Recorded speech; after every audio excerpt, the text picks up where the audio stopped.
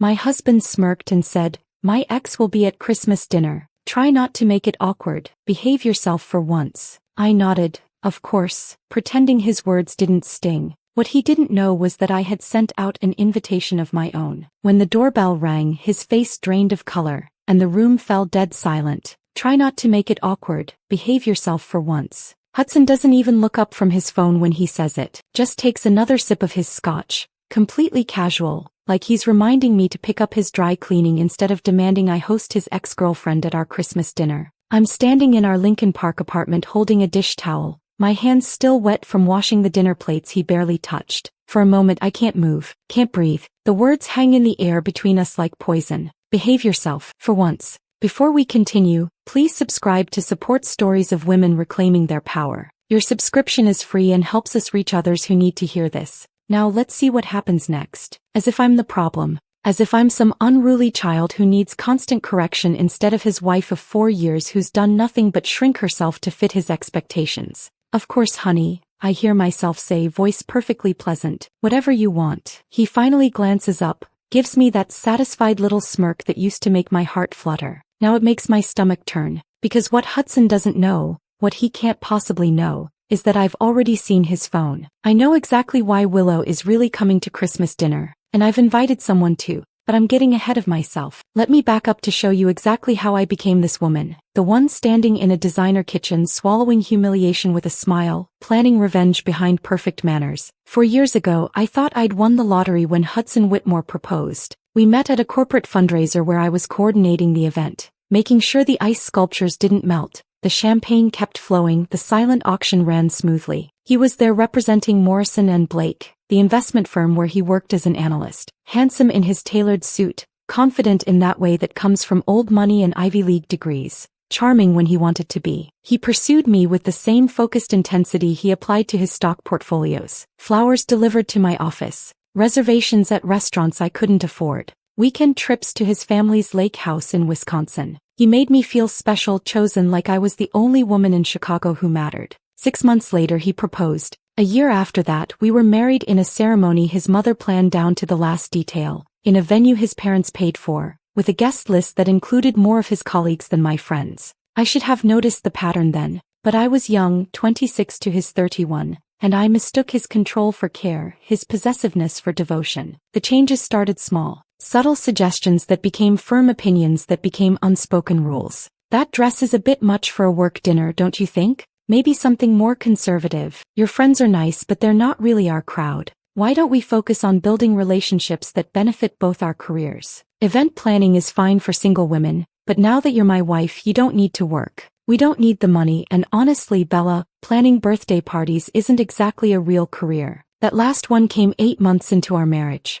I'd been promoted to senior coordinator at the boutique firm where I'd worked for 3 years. I loved my job. The creativity, the problem-solving, the satisfaction of pulling off a perfect event. But Hudson framed quitting as an upgrade, a privilege. "Stay home," he said. "Take care of the apartment. Be my wife. Isn't that what you want?" I wanted to be a good wife. I wanted him to be proud of me, so I quit. Now 3 years later I spend my days in this beautiful apartment that feels more like a showroom than a home. Everything is in shades of gray and cream, sophisticated, mature, expensive. Hudson's taste, not mine. I would have chosen color, warm terracottas, deep blues, anything with life in it. But Hudson said jewel tones were dated and suburban, so we went with his aesthetic. I fill my time decorating, reorganizing, hosting dinners for Hudson's colleagues and their wives. The wives are always polite, always friendly, but there's a distance there. They talk about their careers, law, medicine, finance, and then they turn to me and ask what I do, and I have to say, I'm a homemaker, while watching something shift in their expressions. Pity maybe. Or judgment. I can never quite tell. Hudson comes home late most nights now. Working late, he says, though he never explains what deals require his attention until 9 or 10 p.m. I've learned not to ask. The one time I questioned whether he really needed to be at the office so much, he got that edge in his voice. The one that isn't quite anger but feels like a warning. "Bella, I'm building our future. Do you think this lifestyle pays for itself? The apartment, the car, your credit card? Someone has to do the actual work." So I stopped asking. Instead, I became the perfect wife. I learned to have dinner ready whenever he walked through the door, learned to keep the apartment magazine perfect, learned to dress the way he preferred, learned to smile and nod during his work dinners while his colleagues' wives discussed cases and surgeries and market trends. I learned to make myself smaller. Tonight was supposed to be different. It's October 20th, not an anniversary or birthday, but I'd wanted to do something nice. I spent all afternoon preparing Hudson's favorite meal: pan-seared salmon with a lemon butter sauce, roasted asparagus with parmesan, wild rice pilaf made from scratch. I set the table with our wedding china, the set his parents gave us, white with gold trim. I lit candles, opened a bottle of wine, wore the navy dress. Hudson walked through the door at 9:14, barely glanced at the table and headed straight for the bar cart. And then he told me about Willow. Willow Brennan, the ex-girlfriend from college. The one he dated for 2 years before we met. I knew about her. Hudson mentioned her occasionally, always in this nostalgic tone that made it clear she occupied a different tier in his mind than I did. Willow thinks the tech sector is overvalued. Willow recommended this restaurant. Willow always understood complex financial instruments in a way most people don't. I'd felt twinges of jealousy over the years, but I'd pushed them down. She was in Boston working at some high-powered law firm, making partner, living a life completely separate from ours. She was the past. I was the present. Except now she's moving back to Chicago. And Hudson wants her at our Christmas dinner. She's important to me, Bella. He'd said like that explained everything.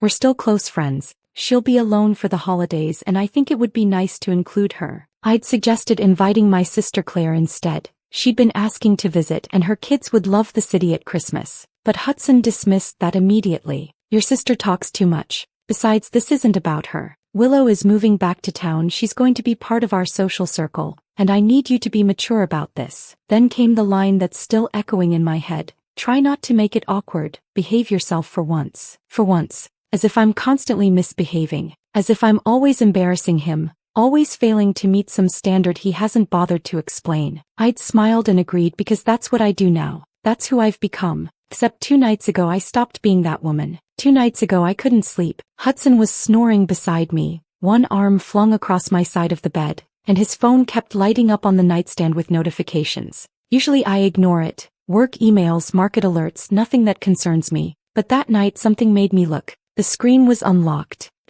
An incoming text from W was visible in the preview. Can't wait to see you tomorrow. Miss you so much. My heart started pounding. I picked up the phone with shaking hands and opened the message thread. What I found destroyed me. Months of messages. Hundreds of them. Hudson and Willow had been in constant contact the entire time she was in Boston. They'd been meeting up during his business trips. Trips I'd helped him pack for, kissed him goodbye for, welcomed him home from without a shred of suspicion. The messages weren't just friendly catch-ups between exes. They were intimate, explicit, full of longing and inside jokes and references to a shared future. Willow, I miss you. Can't wait to be in the same city again. Hudson, me too. It's been torture being apart. Just a few more weeks. Willow, does she suspect anything? Hudson, God no. Bella's too focused on throw pillows and dinner parties to notice anything. She's harmless. Harmless. That word kept appearing. Over and over Hudson described me as harmless. Simple. Easy to manage. Easy to control. Willow, you always said she was simple. Hudson, she is. That's why I married her. Easy to manage. Easy to control. Not like you. You've always been on my level. I'd sat there in the dark, reading message after message, watching my marriage dissolve into something ugly and calculated. Hudson hadn't married me because he loved me. He'd married me because I was manageable, because I wouldn't challenge him or compete with him or demand too much. I was the safe choice, the easy choice, the simple choice. But it was the most recent messages, from just 3 days ago, that changed everything. Hudson, I'm telling her about Christmas tomorrow, setting the stage. Willow, think she'll take the hint? Hudson, eventually. I need her to initiate the divorce. Cleaner that way. My attorney says if she files first, I look like the victim. Plus, the prenup kicks in. She signed it without even reading it. He gets almost nothing. Willow, you're terrible. Hudson, I'm practical. And by New Year's she'll be gone and we can stop hiding. I'd set the phone down exactly where I found it, my hands perfectly steady. The hurt I'd felt moments before had crystallized into something else. Something colder. Something dangerous. Hudson wanted me to initiate the divorce so he could play the victim and keep all our assets thanks to a prenup I'd signed in a haze of love and trust 4 years ago. He wanted to humiliate me by forcing me to serve Christmas dinner to his mistress. He wanted me to behave myself while he dismantled our marriage on his terms. He thought I was too simple to notice, too harmless to fight back. He was wrong. The next morning I'd made him his favorite breakfast, eggs Benedict with fresh hollandaise, and smiled when he barely looked up from his tablet. I'd asked about his day and laughed at his dismissive responses. I'd played the role perfectly, because I'd already decided, if Hudson wants to play games, I'm going to change all the rules. That afternoon while he was at work, I'd dug out our prenuptial agreement from the safe in his office. I'd signed it without reading it 4 years ago, too in love and too trusting to think I'd ever need to know what it said. Now I read every word. The terms were brutal. If I filed for divorce within 5 years of marriage, I'd receive $50,000 and nothing else. No claim to the apartment, even though the down payment came from my inheritance from my grandmother. No alimony, no share of his retirement accounts or investment portfolio. I'd be left with almost nothing. But on page 17, buried in dense legal language, I found something Hudson's attorney probably hoped I'd never notice. An adultery clause. In the event of proven adultery by Hudson Whitmore, all prenuptial conditions are void, and marital assets shall be divided according to Illinois state law. Proven adultery. I'd taken photos of every page of that prenup and emailed them to myself using a secret account I'd created. Then I'd put the document back exactly as I'd found it. Hudson thinks I'm simple. He thinks I'm harmless. He's about to find out how wrong he is. Now standing here with a dish towel in my hands while Hudson scrolls through his phone, completely oblivious to the fact that I know everything, I feel something I haven't felt in years. Power. He wants Willow at Christmas dinner? Fine, she'll be here. But so will some other guests Hudson isn't expecting.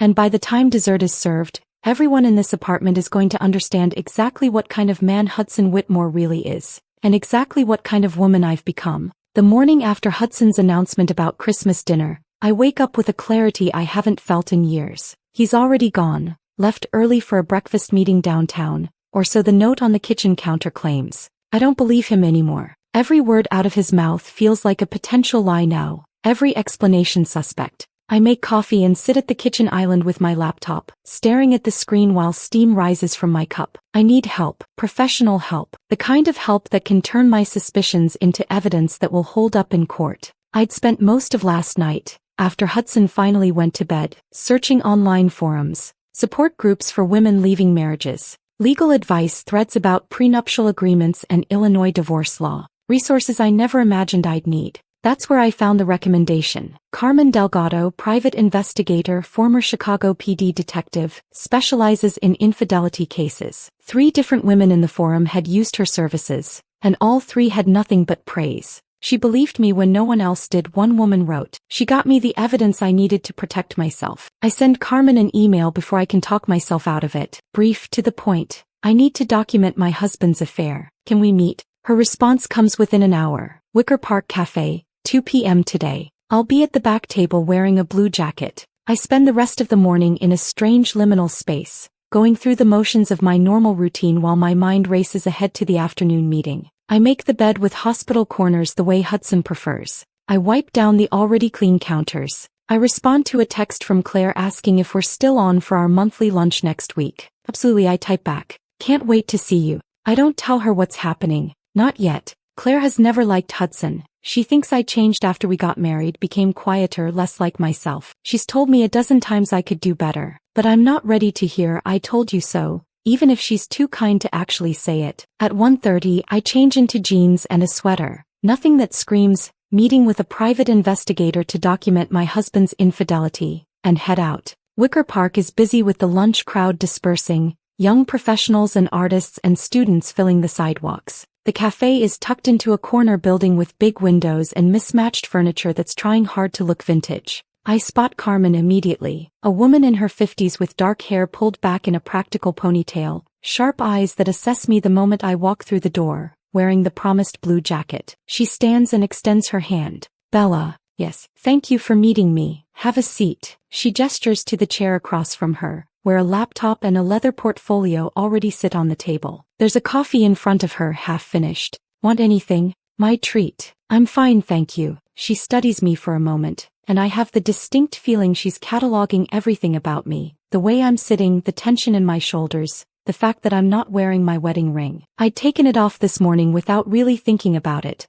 left it on the bathroom counter next to Hudson's cologne. So, Carmen says, her voice low and professional. Tell me what's going on. I'd rehearsed this conversation in my head during the drive over, but now that I'm here the words stick in my throat. Saying it out loud makes it real in a way it hasn't been yet. My husband is having an affair with his ex-girlfriend, I finally say. They've been involved for at least a year, maybe longer. She's moving back to Chicago and he's invited her to our Christmas dinner. He told me to behave myself. Carmen's expression doesn't change, but something flickers in her eyes. Recognition maybe. She's heard stories like this before. How do you know about the affair? She asks. I found messages on his phone. Hundreds of them. They've been planning a future together. He wants me to file for divorce so he looks like the victim, and there's a prenup that would leave me with almost nothing if I do. But there's an adultery clause, Carmen says. It's not a question. On page 17, if I can prove he cheated, the prenup is void. And you need proof. Documented, undeniable proof. Carmen nods slowly, opens her laptop. I've been doing this for 15 years.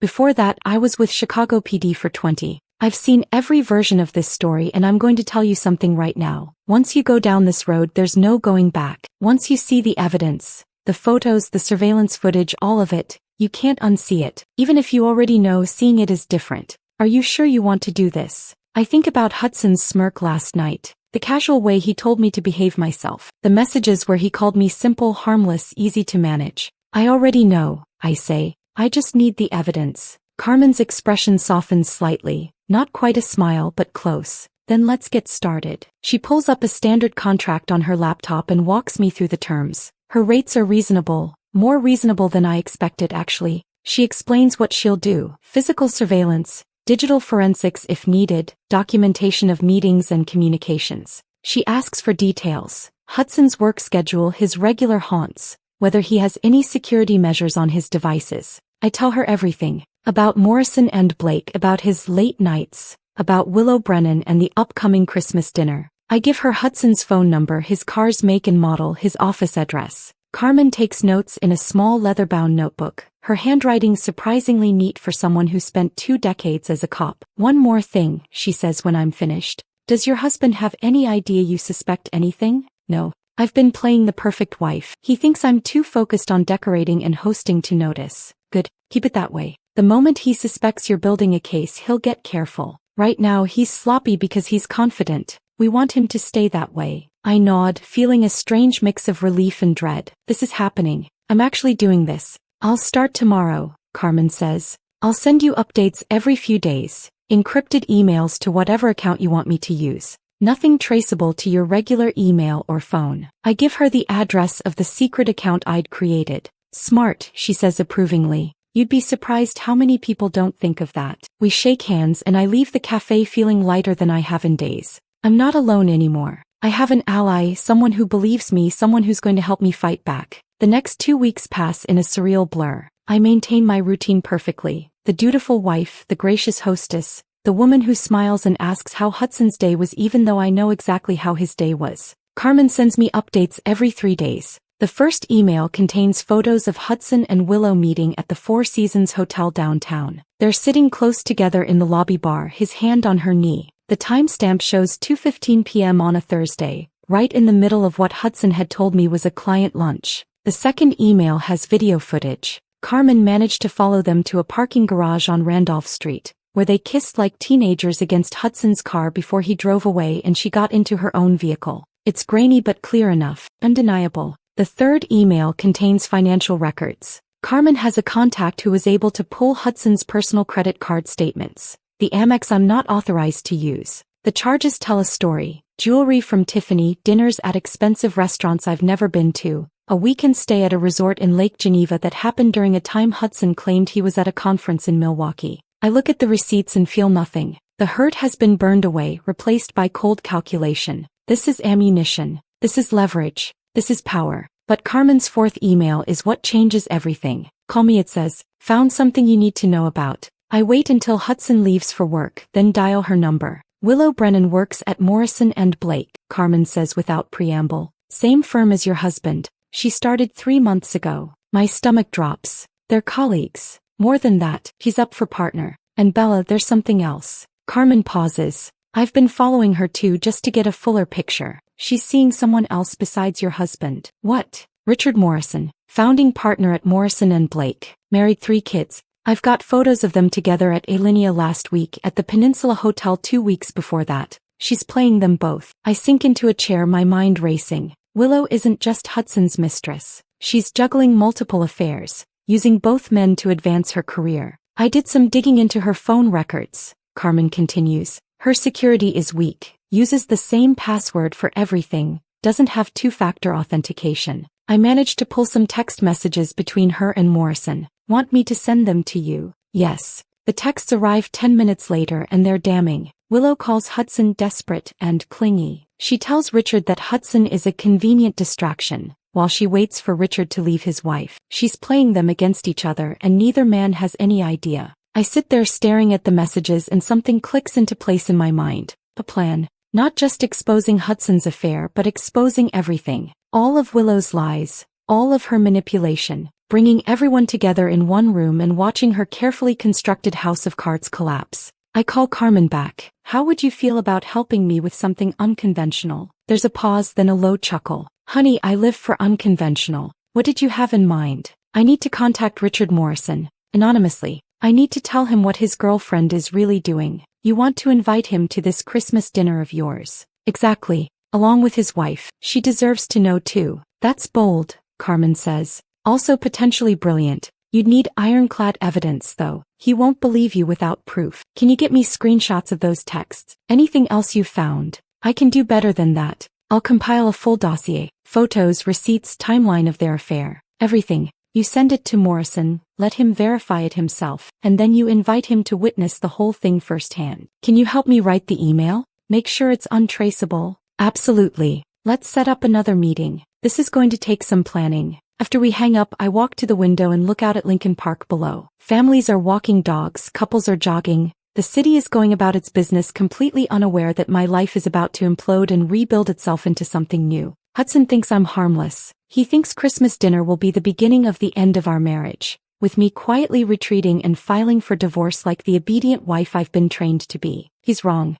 Christmas dinner is going to be the end, all right, but not the ending he's expecting. I meet Carmen again 3 days later at a different location, a quiet library in Logan Square where we can work without being overheard. She's already there when I arrive, sitting at a corner table with her laptop open and a stack of printed documents beside her. I've got everything organized, she says quietly as I sit down. Photos, credit card statements, phone records, timeline of meetings. It's airtight. She slides a folder across the table. I open it and see my marriage documented in brutal detail. Hudson and Willow at hotels, restaurants, in his car. Dates and timestamps on every image. Financial records showing exactly how much he spent on her while telling me we need to be careful with money. This is for Morrison, Carmen says, tapping another folder. Similar evidence but focused on his relationship with Willow. I pulled text messages she sent to him. The ones where she talks about Hudson being a distraction, where she calls your husband desperate and clingy. I stare at the evidence and feel that cold determination solidify further. This is real. This is happening. Now we need to figure out how to contact Richard Morrison, Carmen says. You can't use your regular email. He'll trace it back to you and the whole plan falls apart. I know. That's why I set up a Proton Mail account. I pull out my phone and show her. Completely anonymous. Can't be traced. Carmen looks impressed. You've been doing your homework. I've had a lot of sleepless nights. We spend the next hour crafting the email together. Carmen's experience as a detective shows. She knows exactly how to word things to be convincing without being threatening, how to present information that will make Morrison take it seriously. The final version reads, Mr. Morrison, you don't know me but I know you. More importantly, I know Willow Brennan, the attorney at your firm who's currently up for partner. I'm writing because I believe you deserve to know the truth about the woman you've been seeing. Willow is currently in a relationship with another man at your firm, Hudson Whitmore, a senior investment analyst. They've been carrying on an affair for over a year, and she's planning to spend Christmas with him and his wife. I have evidence, photos, messages, hotel receipts. If you'd like proof of what I'm telling you, respond to this email. You seem like a successful man with a lot to lose. Willow Brennan is playing both of you and I thought you should know before she does any more damage. Concerned friend. It's good, Carmen says, reading it over my shoulder. Not too emotional, not accusatory, just facts. He'll respond. How can you be sure? Because men like Richard Morrison can't resist a mystery. And because his ego won't let him ignore the possibility that he's being played. She closes her laptop. When do you want to send it? I think about Hudson's announcement about Willow confirming she'll be at Christmas dinner. Tonight. After Hudson goes to bed. Carmen nods. Once you send this, there's no taking it back. You're committing to this plan. I know. That evening, Hudson comes home around 8, earlier than usual. He's in a good mood, whistling as he hangs up his coat. It takes everything in me not to react, not to let my mask slip. Good day, I ask, stirring the pasta sauce I've been making. Great day. Close to big deal. Morrison was impressed. He comes up behind me, kisses the top of my head, a gesture that would have made me happy a month ago. Now it makes my skin crawl. Is that carbonara? Your favorite. You're the best, Bella. He pours himself wine, actually pours me a glass too. I was thinking, we should go shopping this weekend for Christmas. Get something nice for Willow. What do you think? Maybe a scarf? Something tasteful? I grip the wooden spoon tighter. He wants me to help him buy a gift for his mistress. That sounds lovely, I hear myself say. A cashmere scarf maybe. Very elegant. Perfect. See, this is why I knew you'd be mature about her coming to dinner. You're always so gracious. We eat dinner and Hudson actually talks to me about work, about the deal he closed, about his plans for next year. It's almost like old times, except now I know it's all performance. He's buttering me up, making sure I stay compliant, making sure I don't object to Willow's presence at Christmas. I smile and nod and ask the right questions, and inside I'm counting the hours until he falls asleep. At 11:30 he finally heads to bed. I wait another 30 minutes, listening to his breathing even out into the familiar pattern of sleep. Then I take my laptop to the bathroom, close the door and sit on the edge of the tub.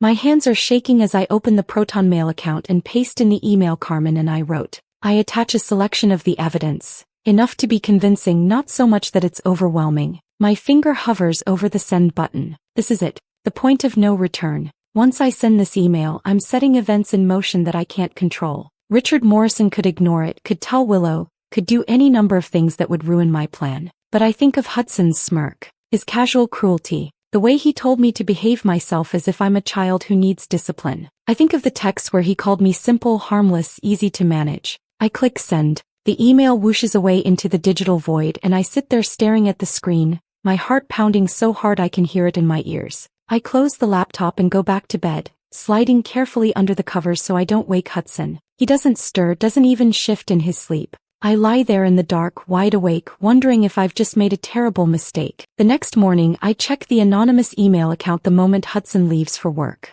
Nothing. I check again an hour later. Still nothing. By noon, I'm convinced Richard Morrison has deleted the email without reading it, or decided it's some kind of scam, or simply doesn't care. Then at 1:30 p.m. my laptop chimes with a new message. Who is this? How did you get this information? My hands shake as I open it. The email is brief, aggressive, exactly what I'd expect from a powerful man who's just been told uncomfortable truths. I'd prepared a response for this with Carmen. I attach more evidence, screenshots of texts between Hudson and Willow, the hotel receipts, several of Carmen's surveillance photos. I keep my message short. Everything I told you is true. Check the evidence. If you want more proof, I can provide it. I send it before I can second-guess myself. An hour passes, then another. I try to distract myself with cleaning, with cooking, with anything that will keep my hands busy. But my mind keeps circling back to that email, wondering what Richard Morrison is doing with the information I've given him. At 4 p.m. another message appears.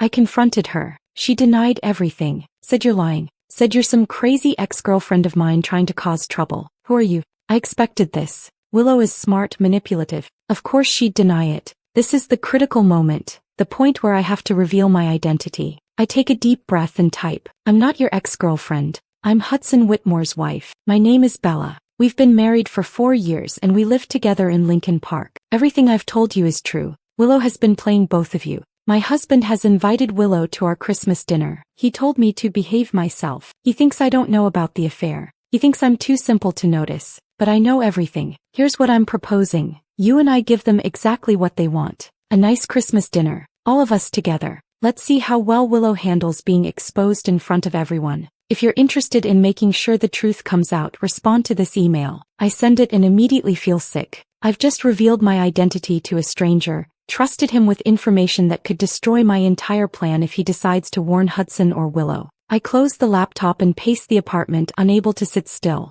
1 day passes. Then 3. By November 13th, I'm convinced I've miscalculated. Richard Morrison isn't going to respond. He's probably warning Willow right now and she's telling Hudson, and my entire carefully constructed plan is falling apart before it even begins. I'm in the kitchen making lunch when my laptop chimes. I nearly dropped the knife I'm holding. I walk slowly to the computer and open the email. I'm in. What do you need from me? I have to read it 3 times before I believe it's real. Richard Morrison, founding partner at Morrison and Blake, powerful, successful, used to being in control, has agreed to help me expose his mistress and my husband. I sit down heavily in a chair, suddenly aware that my legs are shaking. Carmen was right. Men like Richard Morrison can't resist the opportunity to regain control when they've been manipulated. His ego won't allow him to let Willow get away with playing him. I type back quickly. Come to my apartment on Christmas Day at 6:30 p.m. I'll text you when to arrive. Bring your wife, she deserves to know the truth too.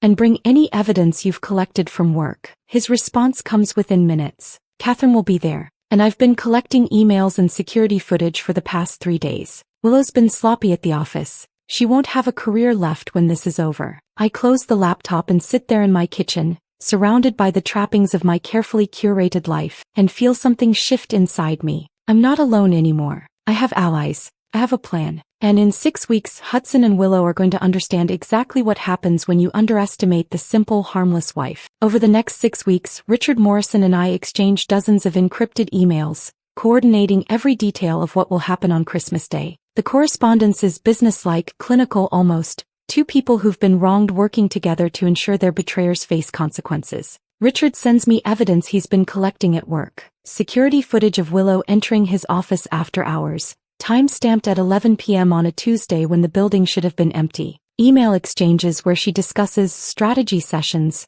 that clearly have nothing to do with legal work. He's building a case to have her dismissed from Morrison and Blake, and he's doing it with the same ruthless efficiency that made him a founding partner. Catherine knows everything now, he writes in early December. She wants to be there when it happens. She deserves to see Willow's face when the truth comes out. I write back. The more witnesses, the better. Meanwhile, I maintain my performance at home with Hudson. It's gotten easier, strangely, the acting. Maybe because I know there's an end date now. Christmas Day, 6:30 p.m. Everything after that will be different. Hudson mentions Willow constantly. Willow thinks we should diversify our portfolio. Willow recommended this wine. Each mention used to feel like a small cut. Now it just feels like confirmation that I'm doing the right thing. In mid-December, my sister Claire calls. Are you still doing Christmas at your place? She asks. The kids are so excited to see the city lights. Actually, I say carefully, I was wondering if you could come alone this year. Just you. I know that's weird, but, Bella, what's going on?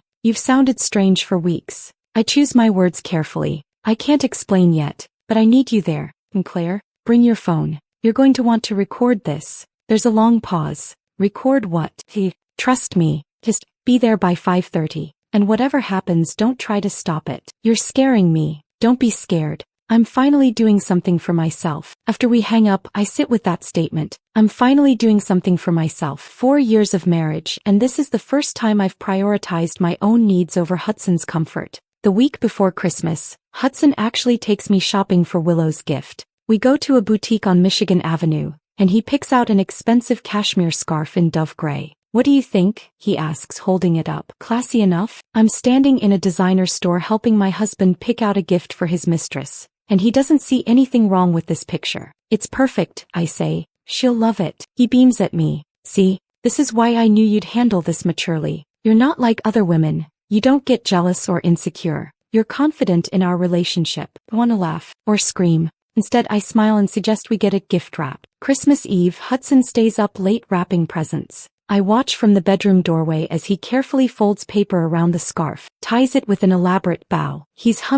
actually humming, while preparing a gift for the woman he's been sleeping with behind my wife's back. I should feel hurt. Instead, I feel nothing. The hurt has been replaced by cold anticipation. That night, I barely sleep. I lie beside Hudson, staring at the ceiling, running through every detail of tomorrow. At some point around 3 a.m., doubt creeps in. What if this backfires? What if exposing Hudson publicly makes me look vindictive instead of justified? What if Richard Morrison changes his mind? But then I remember the prenup. The adultery clause on page 17. The fact that if I don't do this, if I just quietly file for divorce, Hudson gets everything and I'm left with $50,000 and the label of failed wife. Oh, this is the only way. I wake at 5 a.m., adrenaline already coursing through my system. Hudson is still asleep, snoring softly, completely at peace. I slip out of bed and pad to the kitchen. The apartment is dark, silent. Through the floor-to-ceiling windows I can see Chicago beginning to wake up. Early morning joggers in the park. The first hints of dawn lightening the sky. I turn on the kitchen lights and begin cooking. Prime rib, the expensive cut I ordered from the butcher a week ago. I season it with salt, pepper, fresh rosemary and garlic, then slide it into the oven. The smell begins to fill the apartment immediately, rich and savory. Potatoes next.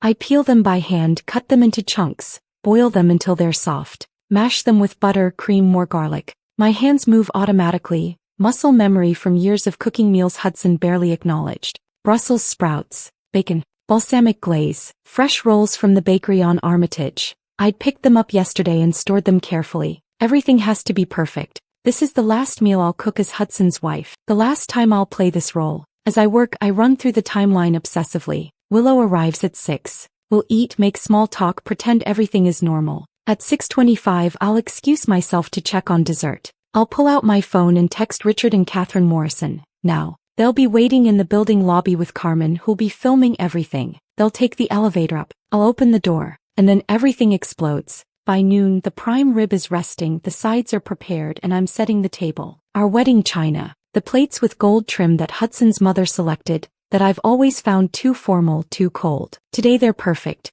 Crystal wine glasses catching the winter light. Silver candlesticks I've polished until I can see my reflection in them. 7 place settings. Hudson wanders in around 2, hair still messy from sleep, wearing the cashmere robe I gave him last Christmas. He's holding his phone, scrolling through something, work emails probably or messages from Willow. 7 places? He frowns at the table. Who else is coming? My heart skips, but I keep my voice casual. Oh, just Claire. I know you said not to invite her, but it's Christmas. I thought you'd understand. He sighs, annoyed but not suspicious. Fine, whatever. Just tell her to keep the personal questions to a minimum. I don't want her interrogating Willow about work or making things awkward. Of course, I say smoothly. I'll make sure everything goes smoothly. He doesn't ask about the other 2 place settings. Doesn't wonder why I've gone to so much trouble for a casual dinner. He's so confident in my obedience, so certain of my simplicity, that he doesn't question anything. After he disappears back into the bedroom, I stand alone in the dining room staring at those 7 place settings.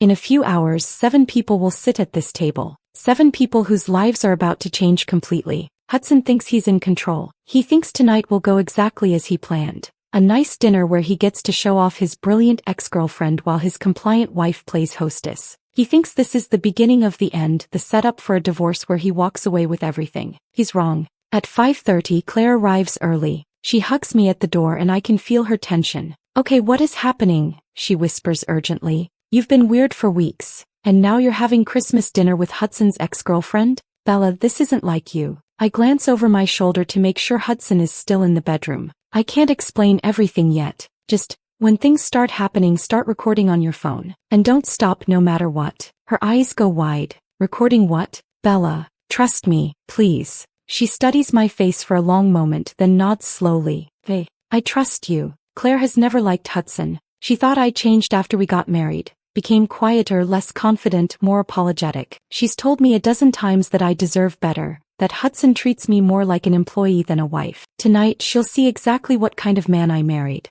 Hudson emerges from the bedroom at 5:50, wearing a hunter green cashmere sweater that probably cost more than I used to make in a week at my old job. His hair is perfectly styled, his cologne expensive and subtle. He barely glances at Claire. Merry Christmas. Merry Christmas, Hudson, Claire says, her tone carefully neutral. I see her jaw tighten, see the way she's gripping her wine glass. She's already angry on my behalf and she doesn't even know what's coming yet. At exactly 6 p.m. the doorbell rings. Hudson practically leaps from his seat. He smooths his sweater, runs a hand through his hair, and heads for the door with an eagerness I haven't seen directed at me in years. I stay in the kitchen, my hands gripping the counter edge. This is it. The performance begins. I hear Hudson's voice, warm and intimate. Willow, you made it. Then a woman's voice, equally warm. Of course. Merry Christmas. Footsteps. The rustle of a coat being removed. I take a deep breath, smooth my red dress. I chose it deliberately, boldly, nothing Hudson ever suggested I wear, and walk into the living room.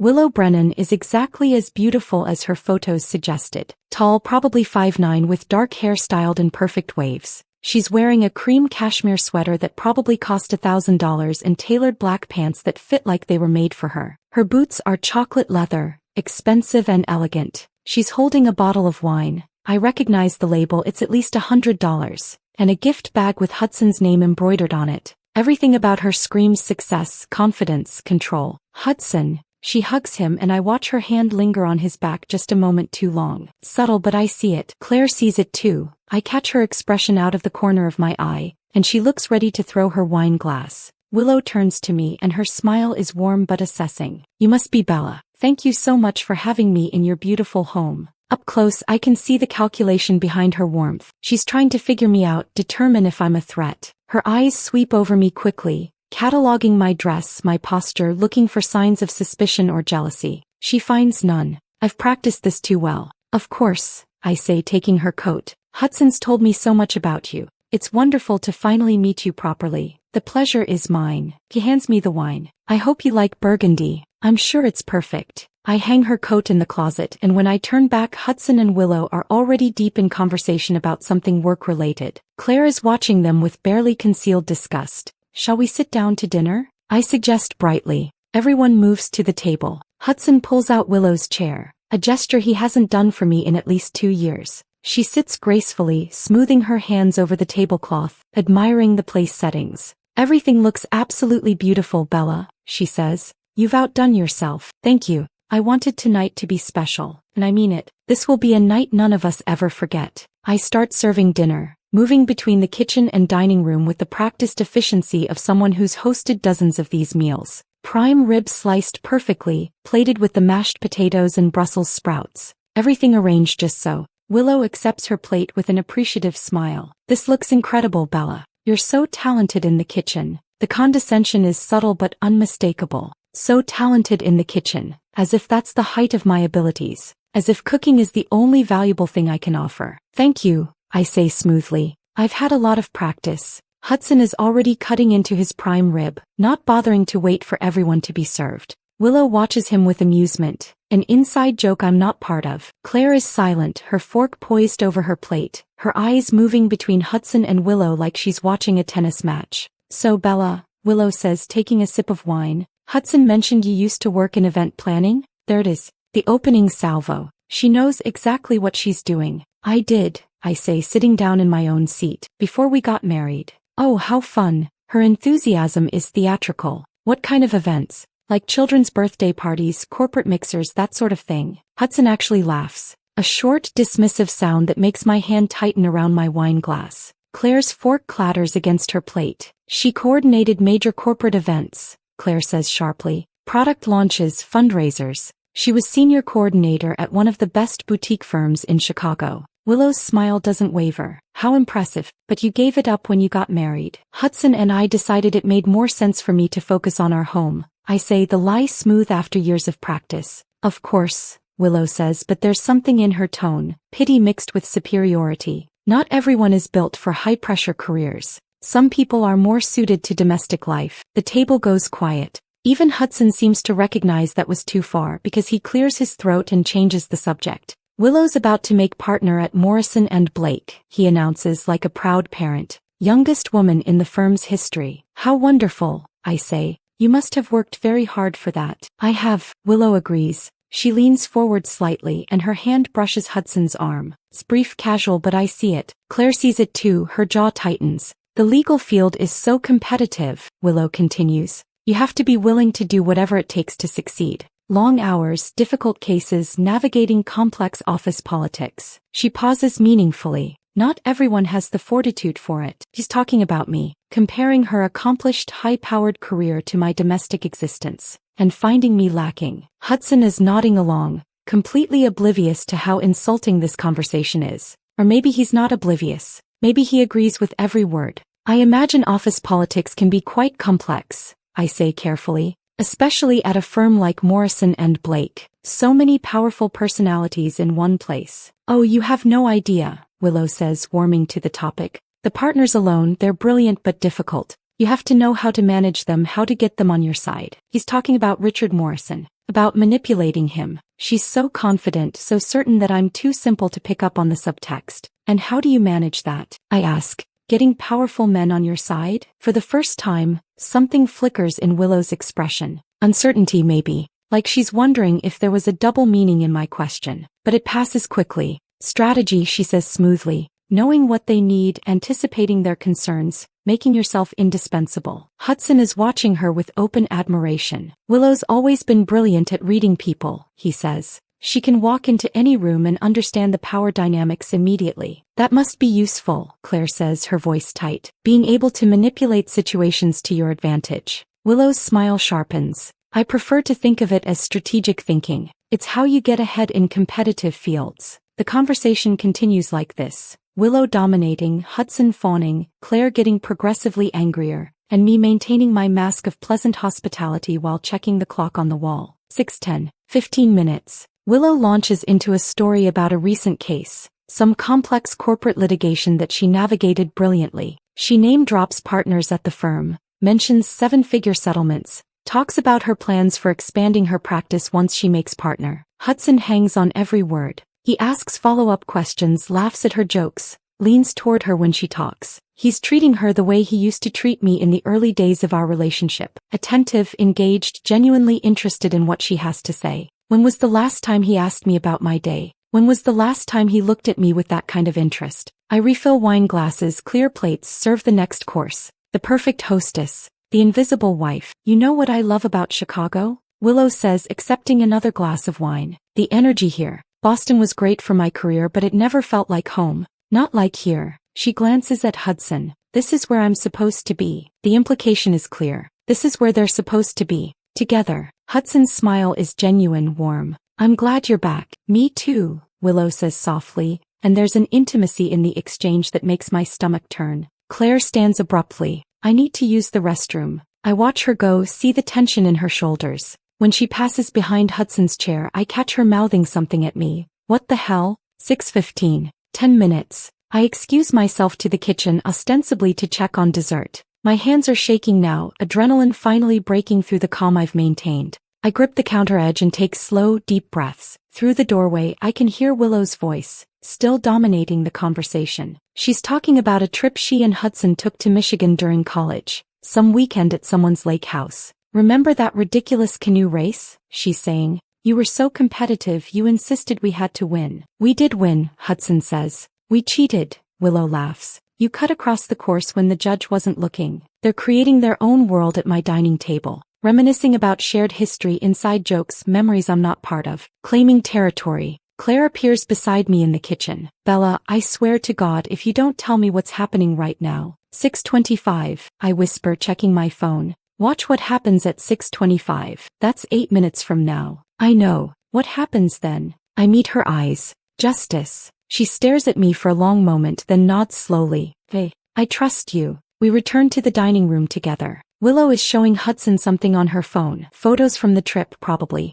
Their heads are close together and she's laughing at something. They don't even notice we've come back. I sit down and force myself to eat a few bites of food that tastes like cardboard. My whole body is tense, coiled, waiting. 6:20. Willow is talking about her apartment in River North now. You'll have to come see it, Hudson. The view is spectacular. I'm on the 40th floor. You can see all the way to the lake. I'd love to, Hudson says immediately. The invitation is blatant. She's inviting my husband to her apartment in front of me without a shred of shame. Because she thinks I don't matter. She thinks I'm too simple, too passive, too well-trained to object. 6:22. You know what? Willow says, leaning back in her chair with her wine glass. This has been lovely, Bella. Really. Hudson was right. You're very gracious. Gracious. That's the word Hudson used to describe me. Gracious. Accommodating. Easy to manage. 6:23. I stand up. Before dessert, I have a surprise. Hudson looks up, mildly curious. A surprise. Yes. I walk toward the door, my heart hammering against my ribs.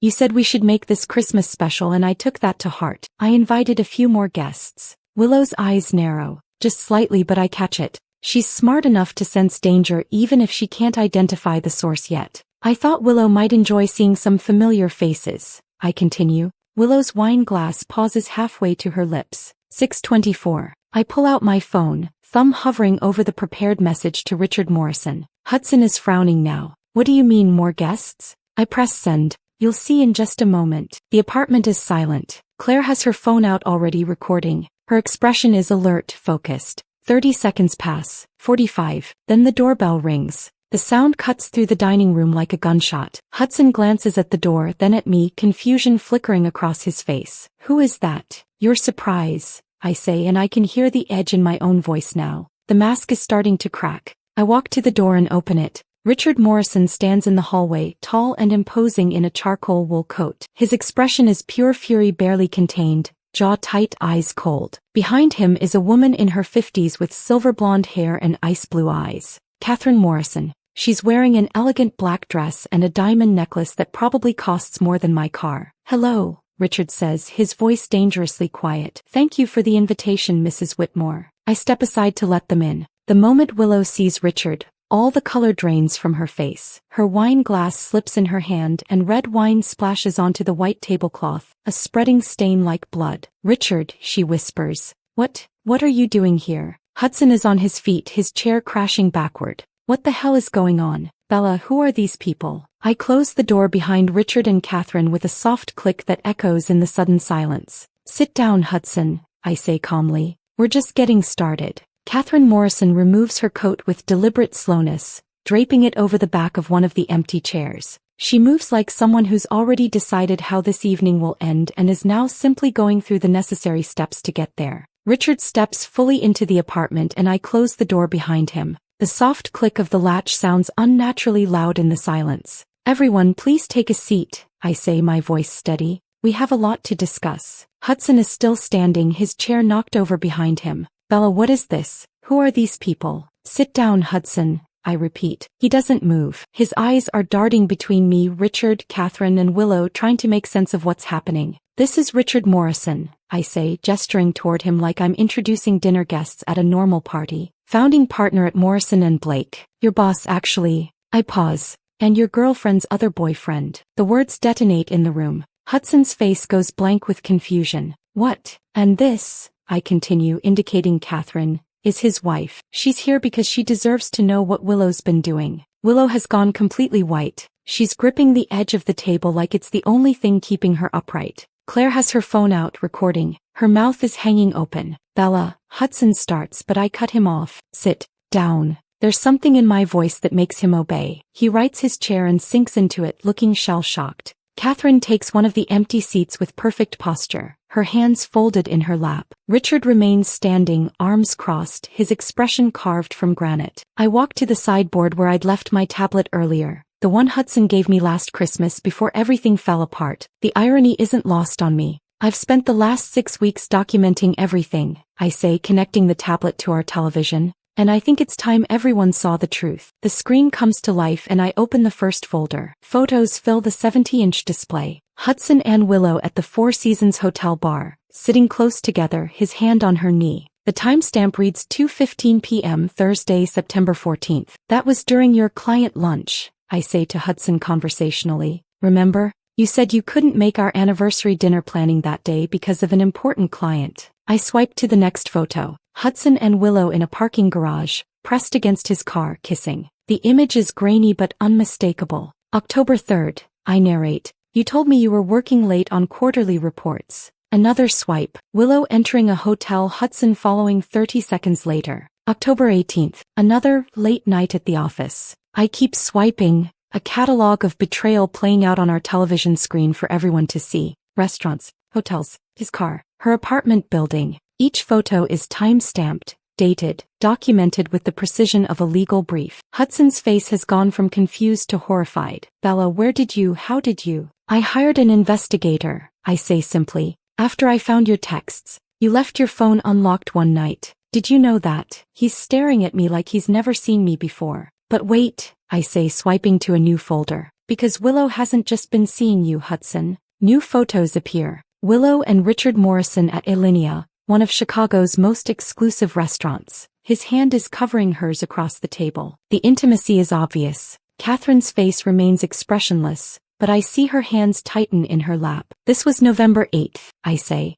A Wednesday evening. Another photo. Willow entering Richard's office building at 11 p.m., the timestamp clearly visible. Another of her leaving at 2 a.m. She's been sleeping with Richard Morrison, her boss at Morrison and Blake, to secure her partnership position. Richard's voice is cold. Show them the texts. I pull out my phone, where I'd saved screenshots of the messages Carmen had pulled from Willow's poorly secured accounts. These are texts between Willow and Richard, I say, reading from the screen. Hudson's so easy to manipulate. He thinks I'm choosing him. I pause, looking at Hudson, as if I'd choose a mid-level analyst over a founding partner. Hudson makes a strangled sound. Catherine speaks for the first time, her voice like ice. Keep reading. I swipe to the next message. Hudson keeps asking when I'll tell his wife about us. It's getting annoying. I need him to be patient, but he's getting clingy. That's not... Willow starts, but Richard cuts her off. Don't. Just don't. I keep reading. I'm using his apartment as a convenient meeting place since Catherine's been checking your credit cards. Hudson's too clueless to notice your cologne on my clothes. The words hang in the air. This one's particularly good, I say, scrolling. Hudson called himself my soulmate last night. I had to fake taking a phone call so I wouldn't laugh in his face. Hudson is staring at Willow and something is breaking behind his eyes. The realization that everything he thought they had was a lie. There's more, I continue. Hudson keeps talking about our future together, about how we'll go public after he divorces Bella, as if I'd throw away my career for a desperate analyst who still believes in true love. The room has gone completely silent except for my voice. He's beneath me, he always has been, but he's useful. His apartment, his devotion, his willingness to believe anything I tell him. I'll keep him around until I don't need him anymore. Hudson's face crumples. It's not satisfaction I feel watching him, it's something colder. He called me simple. He planned to humiliate me. Now he understands how it feels. Did you know, I say, looking directly at him, that Willow has been calling you desperate for months? That she never planned to be with you? That she was always going to choose Richard once she made partner? Hudson opens his mouth but no words come out. Willow has been sitting frozen through all of this, but something in her finally snaps. She stands abruptly, her chair scraping harshly against the floor. You're all beneath me. The words come out as a snarl, and suddenly the polished corporate attorney is gone. What's left is raw and ugly. Hudson, you're pathetic, she spits, clinging to some fantasy of us together like a lovesick teenager. You were always just a stepping stone, a warm body when Richard was busy playing family man. Hudson flinches like she's physically struck him. Willow turns her venom on Richard. And you think I'd sacrifice my career for you? You're married with 3 kids. You were never going to leave Catherine and we both knew it. You were just another way to get what I wanted. Which was what? Richard's voice is dangerously quiet. The partnership? Obviously. Willow's laugh is sharp and bitter. You think I slept with you because I found you attractive? Because I cared about you? God, you're all so predictable. Men with power who think their positions make them irresistible. Catherine stands slowly. You won't have a career after tonight. I'm calling every partner at Morrison and Blake. You'll be blacklisted from every major firm in Chicago. You think I'm afraid of you? Willow turns on her, but there's desperation creeping into her voice now. I'll land on my feet. I always do. Not this time, Richard says. I've already documented everything. The emails you sent from your work account. The security footage of you in my office after hours. The firm's morality clause is very clear about relationships that compromise professional integrity. Willow's mask is completely shattered now. You're all just jealous. Jealous that I'm smarter, more ambitious, more willing to do what it takes to succeed. Hudson, you were easy to manipulate because you're weak. Richard, you were easy because you're arrogant. And Bella, she turns to me with pure contempt. You were easy because you're simple. There it is. That word again. Was I ask quietly, because it seems to me that the simple wife just orchestrated this entire evening. I documented everything. I hired an investigator. I found your other victim and convinced him to help me. I planned this dinner down to the minute. Does that seem simple to you, Willow? She doesn't have an answer. I walk to the Christmas tree and pull out the decorative box I'd hidden there this morning. Inside are the documents Victoria Pierce prepared for me last week. Hudson, I say, returning to the table. Remember that prenup I signed 4 years ago? His eyes focus on me, red-rimmed but attentive. The one where I get almost nothing if I file for divorce within 5 years? The one your lawyer designed specifically to trap me. I open the box and pull out the papers. It has an adultery clause. Page 17. If I can prove you committed adultery, the entire prenup is void. I set the papers in front of him. These are divorce papers. My attorney will file them Monday morning at 9 a.m. And thanks to the evidence I've collected, months of text messages, dozens of photographs, hotel receipts, financial records, and testimony from a former Chicago PD detective, the prenup doesn't protect you anymore. Hudson stares at the documents like they're written in a foreign language. I get half of everything, I continue. The apartment that was purchased with my inheritance, your 401k, your investment portfolio, your savings, all of it divided according to Illinois law. I gesture to the doorway where Carmen has been standing with her camera, documenting everything. Carmen Delgado, former detective, now private investigator. She's witnessed everything tonight, filmed everything. It's all evidence. Hudson looks up at me and I see the moment he really understands what's happened. You planned this, he says slowly. All of this. You invited them. You exposed us. You've been playing me this whole time. You told me to behave myself, I say softly. So I did.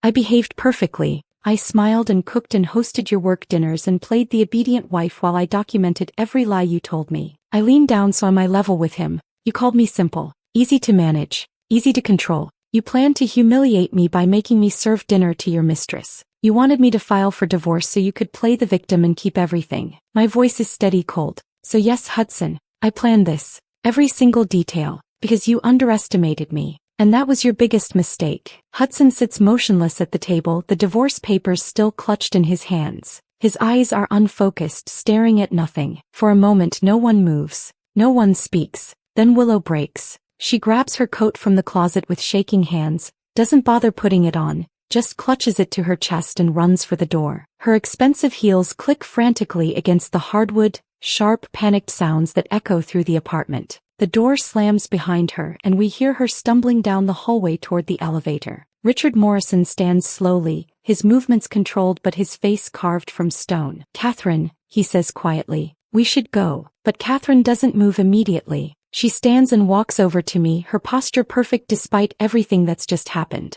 Up close I can see the fine lines around her eyes, the tension in her jaw. This is a woman who's been through pain but refuses to break in public. Thank you, she says, her voice low enough that only I can hear. Thank you for telling me the truth, for giving me the evidence I needed. I'm sorry you had to find out this way, I say. She shakes her head slightly. Don't be. If you hadn't done this I might never have known. We have 3 children. I needed to understand what kind of woman was trying to destroy my family. She pauses. And what kind of man I'm married to. She glances back at Richard and something cold passes across her face. You're stronger than you look, she tells me. Don't forget that. Then she walks to the door and Richard follows. As they leave I hear Catherine's voice in the hallway, sharp and cutting. Don't you dare try to explain this away. Richard's response is too quiet to make out but Catherine's isn't. 23 years of marriage and this is what you do? We'll discuss this at home. With my attorney present. The elevator dings. Their voices fade.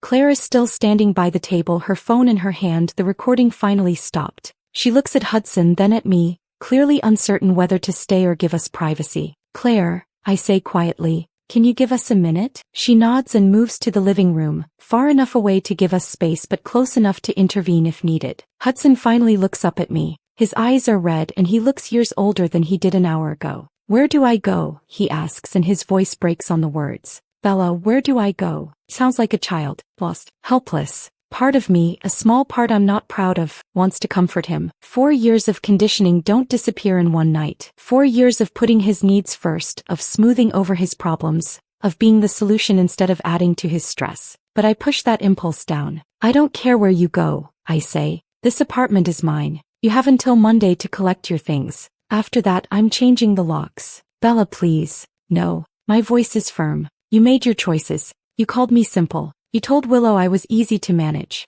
You planned to humiliate me by making me serve dinner to your mistress in my own home. I never meant. It doesn't matter what you meant. It matters what you did. I take a breath. You have 2 days to pack your essentials. Anything you leave behind will be donated or thrown away. He stands slowly, like every movement cost him something. He picks up his coat from where he'd draped it over his chair hours ago, back when he thought this would be a pleasant dinner. At the door he turns back one more time. I'm sorry, he whispers, for everything. I know that doesn't fix anything but I am sorry. Sorry isn't enough, I say. The door closes behind him with a soft click that feels unnaturally loud in the silence. I stand there frozen staring at that closed door. The apartment is completely quiet except for the hum of the refrigerator and the distant sound of traffic from the street below. Claire appears at my side. Bella. And that's when I break. My legs give out and I sink into the nearest chair. The sobs come from somewhere deep inside me, somewhere I've been keeping locked away for weeks. They're ugly, gasping, full-body sobs that make my chest ache and my throat burn.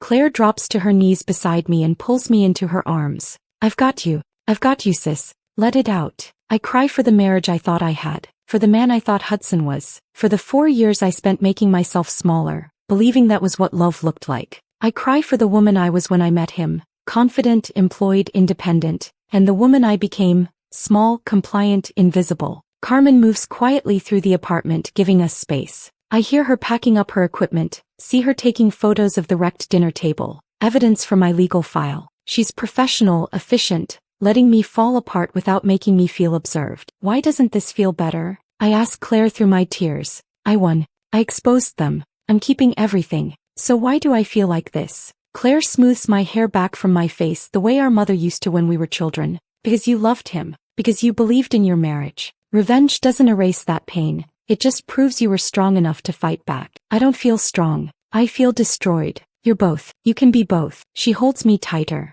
You just burned down your whole life, Bella. It's okay to grieve what you lost, even if losing it was necessary. Carmen approaches quietly. I'm going to head out. I'll have the full report to your attorney by tomorrow afternoon. If you need anything at all, call me. Day or night. I manage to nod to thank her. She squeezes my shoulder once, then leaves. Claire stays with me until nearly midnight. She helps me clear the table, scraping untouched food into the trash, loading the dishwasher with our wedding china that I'll probably never use again. She finds a tablecloth in the linen closet and covers the wine stain on the white fabric. We'll deal with it later, she says. Come stay with me, Claire offers. You shouldn't be alone tonight. But I shake my head. I need to be here. I need to, process. Are you sure? I'm sure. She hugs me tight at the door. Call me if you need anything. I mean it. 2 in the morning doesn't matter. I'll come back. I know. Thank you. After she leaves, I stand in the apartment that suddenly feels enormous and empty. I walk through the rooms slowly, seeing them differently now. The kitchen where I spent hours cooking meals Hudson barely acknowledged.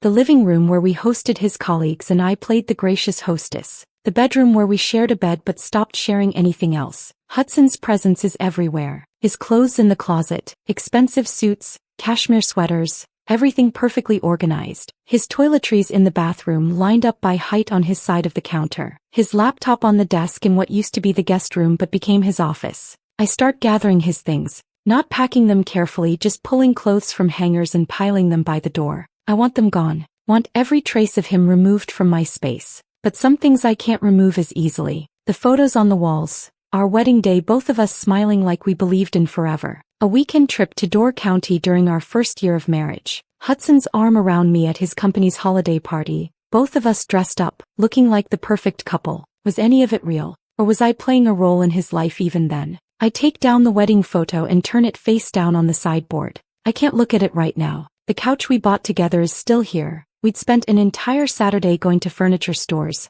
arguing good-naturedly about leather versus fabric, finally compromising on this gray upholstered sectional that neither of us loved but both could tolerate. That was what our marriage became, I realize. Compromises where I gave up what I wanted and accepted what he could tolerate. I pour myself a glass of wine, the expensive bottle Willow brought ironically, and stand at the floor-to-ceiling windows that overlook Lincoln Park. The city spreads out below me, glittering and indifferent. Somewhere out there, Hudson is figuring out where he's going to sleep tonight. Willow is probably already trying to control the narrative, calling friends, spinning the story to make herself the victim. Richard and Catherine Morrison are having a conversation that might end their marriage or somehow save it. And I'm here in this apartment that's finally mine, feeling hollow despite my victory. I've won. I got everything I wanted from this revenge. Hudson is exposed, humiliated, losing everything. Willow's career is destroyed. I'm keeping the apartment, half the assets, my dignity. So why does it feel like I've lost something too?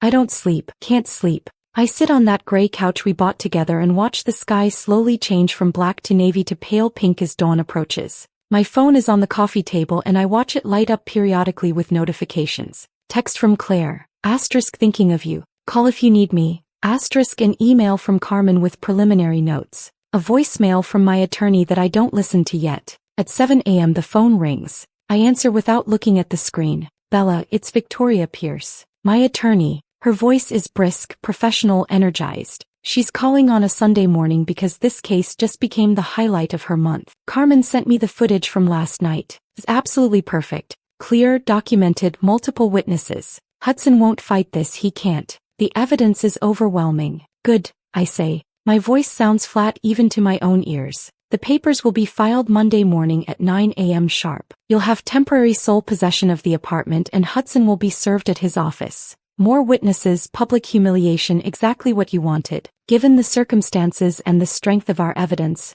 I expect the divorce to be finalized within 3 months. 3 months. 90 days until this marriage is legally over. You'll retain full ownership of the apartment, Victoria continues, clearly reading from notes. Half of all marital assets including his 401k and investment accounts. And based on the timeline of the affair, particularly the adultery that occurred during your miscarriage attempts, we'll be seeking substantial damages for emotional distress. He's excited. This is a win for her, a case study she'll tell other clients about. But all I can think about is the woman I was a year ago. Happy, trusting, planning a future with a man she loved. That woman is gone, and I'm the one who killed her. Thank you, Victoria. I manage. Get some rest, she says. Monday we start the next phase. After we hang up, I sit with the phone in my hand staring at it. Carmen calls next. Her voice is gentler than Victoria's, more concerned. How are you holding up? I don't know, I admit. That's normal. You just orchestrated one of the most dramatic confrontations I've seen in 15 years of doing this work.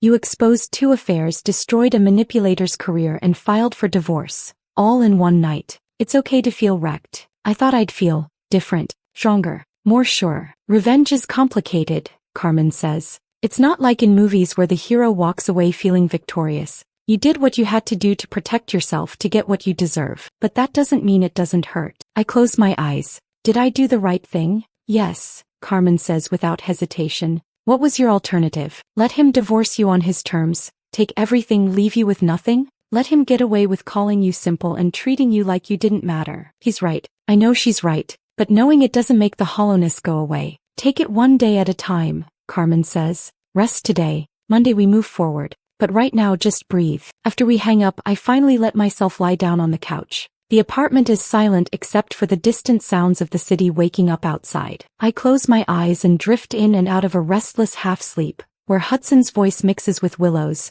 where I see the look on his face when he realized what I'd done, where I feel both powerful and powerless at once. I survived. I fought back. I won. But I don't know yet what comes after winning. Monday comes. I force myself to get up from the couch, to shower, to put on clean clothes. My eyes are swollen from crying and I look like I haven't slept, because I haven't, but I manage to make myself presentable. At 9 a.m. Victoria Pierce calls to confirm the papers have been filed. Hudson was served at his office 20 minutes ago in front of his colleagues. The public humiliation I'd wanted. How did he react? Asked, not sure why I care. According to the process server, he went pale and left immediately. Didn't say a word. I thank her and hang up. The days that follow blur together. Hudson comes by on Tuesday with a moving company, packing up his things while I stay in the bedroom. I don't want to see him. Don't want to hear whatever excuses or apologies he might offer. Claire stays with me that day, a physical barrier between us. By Wednesday most of his things are gone. The apartment feels cavernous, empty, but also lighter somehow. The divorce proceedings move quickly. With the evidence Carmen compiled and the footage from Christmas dinner, Hudson's attorney advises him not to fight. The prenup is void and the adultery is documented beyond any dispute. By the end of January, we're just negotiating details. Division of assets, settlement terms. Hudson agrees to everything Victoria demands. I think he just wants it over, wants to disappear and rebuild somewhere far away from the wreckage of his reputation. In February, I hear through mutual acquaintances that Willow Brennan has left Chicago. Morrison and Blake fired her within 48 hours of Christmas, and no other major firm would touch her. The legal community is small and word travels fast. Catherine Morrison files for divorce from Richard in early March. I see the filing in the public records. She's seeking full custody of their children and the majority of their assets. I hope she gets everything she's asking for. My own divorce is finalized on March 12th, a Tuesday that feels like any other day except that it marks the legal end of my marriage. I own the apartment outright now. Hudson walked away with his car, his 401k minus half its value, and about 30% of what we'd accumulated together. I got everything else. And slowly, so slowly I barely notice it happening, I start to rebuild. The first thing I do is redecorate. I can't stand looking at the gray and cream color scheme Hudson insisted on, the furniture that matches his aesthetic instead of mine, the art he chose because it was investment quality, rather than because it moved him. I paint the living room a deep, warm blue. I buy throw pillows in burnt orange and gold. I hang art I actually love, colorful abstract pieces from local artists, photographs of Chicago neighborhoods, a painting of Lake Michigan that makes me feel calm. His office becomes my studio. I'd given up painting years ago when Hudson needed the space for his work setup, but now I buy canvases and oils and spend hours creating abstract pieces that help me process everything I've been through. The bedroom gets a complete makeover. Gone are the stark white linens and minimalist decor. Now it's sage green walls, soft textures, plants on every surface. A sanctuary instead of a showroom. I cut my hair shorter, easier to manage for the early morning runs I've started taking through Lincoln Park. I buy clothes that make me feel like myself, comfortable jeans, oversized sweaters, nothing that Hudson ever would have approved of. The woman staring back at me from the mirror barely resembles the woman from a year ago. She's thinner from all the running, stronger from the literal rebuilding. Her eyes are different too, sharper, more alert, less trusting but more confident. She's learned that kindness without boundaries is self-destruction. That love without respect is just control. That sometimes you have to burn everything down to build something better. In late March, something unexpected happens. I get an email through the support forum where I'd found Carmen all those months ago. A woman named Jennifer is reaching out. She found my story somewhere in the threads and she's going through something similar. Her husband is gaslighting her, belittling her, and she just found evidence of an affair. I read what you did, she writes. How you gathered evidence and fought back. I don't know if I can do the same, but I wanted to reach out, just to know I'm not alone.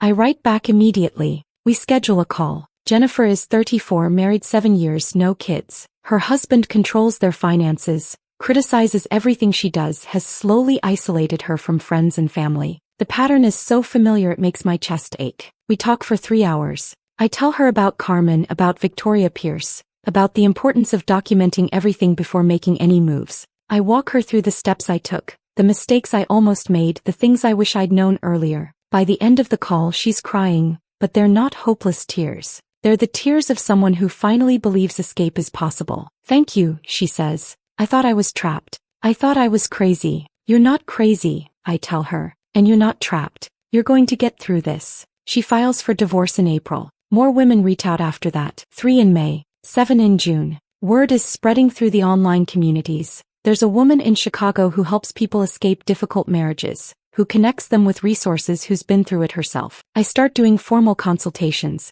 Not therapy, I'm not qualified for that, but strategic planning, how to document abuse, how to find a good investigator, how to understand your prenup and your rights, how to build a case that will hold up in court. I charge on a sliding scale. Some women can afford market rates, others can barely afford anything. I help them all. By mid-June, I realize I've accidentally built a business. Not event planning, which Hudson always dismissed as frivolous. Something more meaningful. Something that helps women take their lives back. One morning, I'm out on my usual run when my phone buzzes with a text from an unknown number. Hi Bella. You don't know me, but I found your name through a support forum. I'm going through something similar. My husband's been belittling me for years and I just found evidence of an affair. I read your story. It gave me courage. Thank you. I stop running, standing in the middle of the path while joggers flow around me. My story is out there, being shared, helping women I'll never meet. I text back. You're stronger than you know. If you need help, reach out. You're not alone. Her response is immediate. Can we talk? I'm scared to leave. I find a bench and call her. Her name is Michelle. She's 32, married 6 years. Her husband doesn't hit her. She's careful to clarify that, as if it matters, as if emotional abuse is less valid than physical. But he controls everything. The money, her schedule, her friendships, her self-worth. I thought I was being too sensitive, she says. He tells me that all the time. That I'm too emotional, too dramatic, that I make problems where there aren't any. You're not too sensitive, I tell her. That's what he wants you to believe. It's easier to control someone who doubts themselves. We talk for over an hour. By the end, she has a plan. Document everything, open a secret bank account, contact Carmen for surveillance, call Victoria about the legal options. You gave me hope, she says before we hang up. I didn't think I had any options. Now I see a way forward. After the call, I sit on that bench watching the city move around me. Runners, dog walkers, families with strollers. And I think about the network we're building. Women helping women. Sharing information. Refusing to stay silent. Hudson called me harmless. Simple. Easy to manage. He was wrong about all of it. The Saturday morning after that call, I wake up feeling different. Not happy exactly. Healing doesn't work that way, but lighter. More sure. I lace up my running shoes and head out into a perfect June day. The park is alive with summer, vendors setting up near the lake, kids playing soccer on the fields, couples walking hand in hand. I run my usual 5 miles, pushing hard, feeling my muscles burn and my lungs expand. Somewhere around mile 3, I realize I'm not running away from anything anymore. I'm running toward something, toward the life I'm building, toward the woman I'm becoming. The woman I am now understands that self-respect isn't negotiable, that being told to behave isn't love, it's control, that sometimes the only way to survive is to fight back with everything you have. I still have bad days, days when I'm angry that I wasted 4 years on Hudson, days when I mourn the marriage I thought I had, days when the betrayal feels fresh instead of distant. But I also have good days, days when a client tells me I saved her life, days when I paint something beautiful in my studio, days when I look around my apartment and feel genuinely at home for the first time in years. My phone buzzes with a text from Claire. Brunch this weekend? Bring champagne. Celebrating 6 months of you being a badass. I smile. Not the small, placating smile I wore throughout my marriage, but something genuine and fierce. Absolutely, I text back. I'll bring the expensive stuff. That's my girl. Proud of you, sis. I finish my run and slow to a walk as my building comes into view. My building. My apartment. My sanctuary that I fought for and won. I take the stairs instead of the elevator, feeling the burn in my legs, feeling alive. Inside, the apartment smells like the coffee I'd set to brew before my run. Morning light streams through the windows, catching the blue walls, the colorful art, the plants I've scattered everywhere. The space is mine, not Hudson's, not ours. I pour myself coffee and stand at those floor-to-ceiling windows, looking out at the park below. The view that once felt like a cage now feels like possibility. I was Bella Whitmore, the woman who was told to behave herself, who was called simple and easy to manage, who was supposed to quietly disappear after her marriage ended. Instead, I became something else, something stronger, something unbreakable. I chose rebellion over compliance, justice over silence, my own freedom over his comfort, and now I'm just Bella, not defined by my marriage or my divorce or even my revenge, just myself. For the first time in 5 years, I'm not afraid of what comes next. I'm ready for it. My phone buzzes again. Another woman reaching out, another person who needs help finding her way out. I smile and pick up the phone. This is who I am now. This is what I do. I help women stop being harmless. And I've never been more proud of anything in my life. If this story of calculated justice had you glued to your screen, hit that like button right now. My favorite part was when Bella opened that door and Richard Morrison stepped in. Watching Hudson's face drain of color was priceless. What was your favorite moment? Drop it in the comments below. Don't miss more powerful revenge stories like this. Subscribe and hit that notification bell so you never miss an upload.